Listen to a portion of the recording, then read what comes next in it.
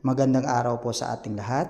Welcome to Learner's Corner, where you learn something. So dito po tayo sa Filipino Institute, Qatar Campus.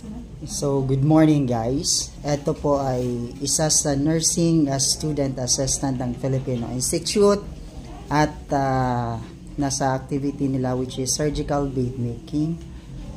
So ma'am, para saan tong ginagawa nyo? Ito po para sa surgical bed making. So ano yung first step para dito? First step, Apo. we need to put the blanket, and second, the top sheet. Okay. So para saan itong ganitong part?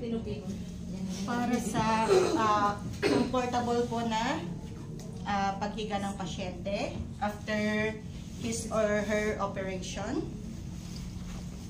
At sige po. Maraming salamat. Ano po yung pangalan niyo po, ma'am? April Jane po.